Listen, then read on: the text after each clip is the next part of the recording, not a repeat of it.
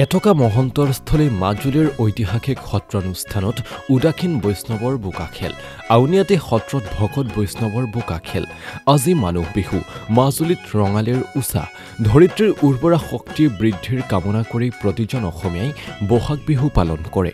মাজুলীৰ ঐতিহাসিক সত্ৰানুষ্ঠানসমূহৰ উদাসীন পৰম্পৰাত বৈষ্ণৱসকলে বিভিন্ন ধৰণৰ পৰম্পৰাগত খেল ধেমালিৰে ৰঙালীৰ আনন্দত ভাগ লয়। এইসমূহৰ ভিতৰত বোকা খেল বসন্ত উৎসৱৰ অন্যতম আকৰ। মানুহ বিহুৰ দিনা সত্ৰানুষ্ঠানৰ বৈষ্ণৱসকলে পুৱাৰ ভাগৰ পৰা সকলোৱে বোকা খেলত ভাগ লয়। সত্ৰৰ সত্ৰাধিকাৰে বৈষ্ণৱসকলক বোকাৰ তিলক সানি বোকা খেলৰ শুভাৰম্ভ কৰে। মাজুলীৰ ঐতিহাসিক আউনীআটী সত্ৰৰ বৈষ্ণৱসকলৰ লগতে উজনি মাজুলীৰ পৰা নামনি মাজুলীত পুৰুষ মহিলা সকলোৱে মিলি বোকা খেলত ভাগ লয়। ভূমিক শান্তি আৰু পবিত্ৰতাৰ প্ৰতীক বুলি গণ্য কৰি সত্ৰৰ প্ৰতিজন বৈষ্ণৱে ইজনে সিজনৰ গাত বোকা লেপন কৰি বোকা খেলত ভাগ লয়। লোকৰীতি আৰু পৰম্পৰাৰ মাজেৰে মাজুলীত উদযাপিত বোকা খেলে বসন্ত উৎসৱৰ এক বিশেষ মাত্ৰা বহন কৰি আহিছে। মানুহ বিহুৰ এই পবিত্ৰ দিনটোত ভূমিক গাত লেপন কৰিলেই সকলো ধৰণৰ চৰ্মৰোগ বছৰটোৰ বাবে আঁতৰি যায় বুলি বিশ্বাস কৰা হয়। ধেমালি কৰি সমূহীয়াভাৱে নৈ বিলত গা ধুই মাজুলীবাসীয়ে আধ্যাত্মিকতাৰে সৰ্বমংগলৰ কামনা কৰে। জাতীয় জীৱন জিলিকাই তোলা অসমীয়াৰ প্ৰাণৰ স্পন্দন বিহুতে সকলোৰে মন প্ৰাণ ৰঙীন কৰি তোলক, তাৰে কামনা কৰে ভগৱন্তৰ ওচৰত।